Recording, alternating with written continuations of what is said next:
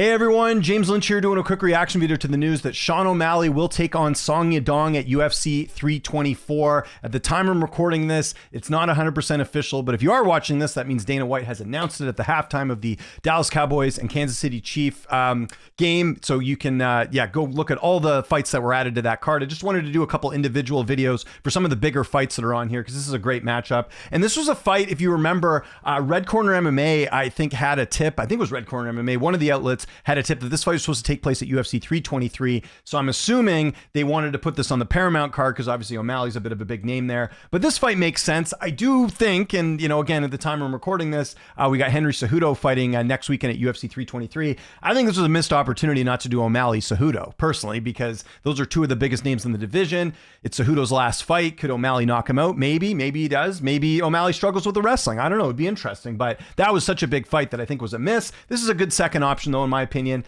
And again, O'Malley coming off the loss to Merab back in June, so he gets back in action, sort of took the rest of the 2025 off, and we'll see how he looks. Can he bounce back after two straight losses? We'll see if that happens. And then Song Yadong obviously coming off that win over Henry Cejudo, which ended in a eye poke. It was a technical decision win. I was at that fight. That was in Seattle. Pretty good matchup overall. But yeah, I think like as far as the rankings go, like if you look at it here, Sean O'Malley number 2, Song Yadong number 5 makes sense. I know some people might have wanted Sean O'Malley and Corey Sandhagen. I think that would have been fine too, but don't have an issue with this fight. I think it's a good fight for both guys. Song Yadong has not fought for a title has not fought for a title yet, I should say. So, getting a win over O'Malley, I think would certainly put him in that mix. And for O'Malley, can he beat a guy like Song Yadong who sort of never got over the hump? So that's sort of the context of this fight. I'm definitely a fan of that. As far as a quick tale of the tape, 31 years old for O'Malley, 5'11" with a 72-inch reach. Song Yadong is younger at 27. He's 5'8" with a 67-inch reach. So O'Malley going to have about if my math's correct, 6-inch reach advantage, I think, right? If my math's correct. Yep, 6-inch reach advantage. And he'll be just a couple inches taller there, 3 inches taller as well. We'll see how this goes. The interesting thing with Song Yadong in his career, he has been, I guess he's been knocked out twice, but one of those was the eye doctor, it was like a cut that stopped the Sandhagen fight. You have to go all the way back to, I think it's like early, and it's like it's his third pro fight the last time he was knocked out. So we'll see if O'Malley can knock him out. He's got some power, but we haven't seen a Sean O'Malley knockout since the Sterling fight, which was about 2 years ago. Wasn't able to knock out Cheeto Vera, although saying that a lot of people aren't knocking out Cheeto Vera these days. So we'll see how this one goes. I'm really curious to see if O'Malley can make some adjustments, because despite getting finished by Merab in his last fight, I did think he looked better than the first Merab fight. So are those improvements enough to take out a guy like Song Yadong? We'll have to see. Again, I will do a full breakdown in this on Early Look coming up in the next little bit, but certainly a fight I think that makes sense for both guys, like I mentioned there.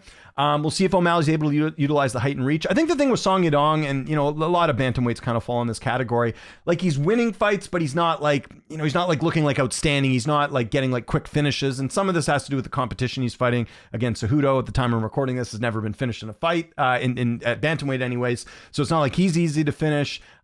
Chris Gutierrez, you finish him. He did finish Ricky Simone, but that was a 5th round finish. Like, he's finishing more of these guys. I might feel a little bit different about him taking out O'Malley. Again, but I don't think O'Malley's getting knocked out or submitted in this fight. I think this fight's going the distance, and I don't think they've. I don't know if Dana's mentioned it. I haven't been told this, but I'm pretty sure this is a 3-round fight. I would think it would have to be, right? It's not going to be 5 rounds when you've got 2 other title fights on this card. But as far as a lean in this fight, it's tough because, like, can O'Malley knock out Song Yadong? I think Song Yadong's got a pretty good chin, but then has Song Yadong fought a guy that's got like the type of power that O'Malley has? Not really. He fought Marlon Moraes, but then he just beat him to the punch, so to speak. No, I think this fight probably goes the distance. I think O'Malley can win this. Yeah, I'm going to say that. I'm going to stick with O'Malley as my pick for now. Again, wait till I do the early look preview here, but I think O'Malley can win this. Height and reach, a little bit older, but I think O'Malley's in the prime of his career. I don't think he finishes Song Yadong. Again, easier said than done. Like Song, again, the only stoppage loss he's had was the doctor stoppage. Kyler Phillips, he lost to, but that was a decision. By the way, Kyler Phillips and O'Malley, good buddies. I wonder if they'll be comparing some notes there. But yeah, I just think that, like, we've seen O'Malley win a title. And granted, it was probably an easier road than some of the other fighters that have gotten title shots. And there's obviously that controversy with the Yan fight and the Pedro Munoz fight. But yeah, I do think that O'Malley can take this fight, and I'm kind of leaning decision on this one. Could Song surprise us and look better? Again, he's 27. I feel like with guys that are kind of under the age of 30, I think every fight you're seeing levels and seeing improvements here. He could go out there and do it, but where's the path to victory? Do you see him out striking Sean O'Malley? Probably not. Does he submit Sean O'Malley? Probably not. He's only got 3 submission wins. It's going to be interesting. I'm really interested in this fight. Song Yadong, of course, going on his Instagram and saying, I'm going to either be fighting O'Malley or Umar. I'm assuming if Umar's not fighting Song Yadong, that he's probably fighting the winner of Yan and Merab. I would think that's the plan. Like, who else is he going to fight? Davis and Figueroa? We'll see. We'll see how this kind of all unfolds here. But yeah, like I said, good fight for the division. It looked initially like this was going to be on UFC 323, but they just move it a month. And I think that's probably the better call. It's the Paramount area. You want the card to be a little bit stronger. Having Sean O'Malley on that card certainly helps. Because, you know, if you look at the past cards that they've had with like Fox and ESPN, those were fairly strong cards. Like the Fox card had the heavyweight title fight between Junior Dos Santos and Cain Velasquez. The ESPN card had Francis Ngannou and Cain Velasquez on that card. So certainly makes sense to have some bigger names there. But let's put this on the other way. What if O'Malley loses this fight? Like, I don't think it's a guarantee he wins this. I think it's going to be close. If he loses, he gets 3 straight losses. Does he move up? I do wonder that. Like, 3 straight losses at bantamweight would be pretty tough for O'Malley. And Song Yadong here, nice win streak that he's got going. Again, bit of a weird one. Well, okay, I shouldn't say win streak. He lost to Yan, but, you know, overall, 3 of his last 4. And his only losses are to, like, top guys, other than Kyler Phillips. But Song Yadong has performed quite well. But remember, Song Yadong got in the UFC when he was pretty young.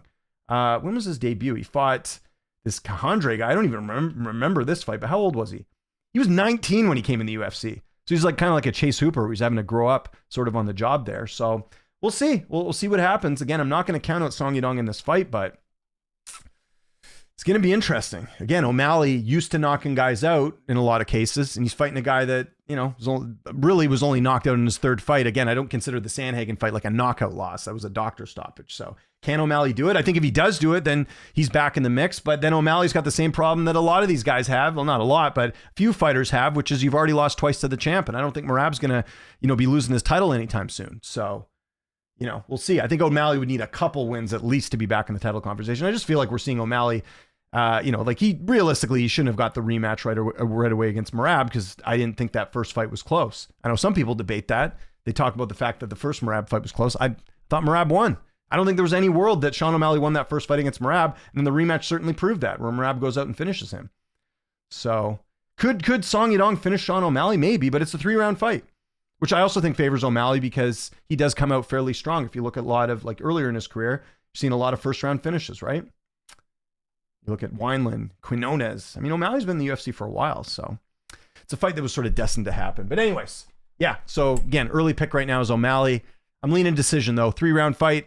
I don't know if he gets it done in 3. We'll have to see. So let me know in the comments which way you're leaning on this fight. Was this the fight to make? Follow me on Twitter, TikTok, Instagram, @Lynch on Sports. My name is James Lynch. Thanks so much for watching, and I'll see you next time.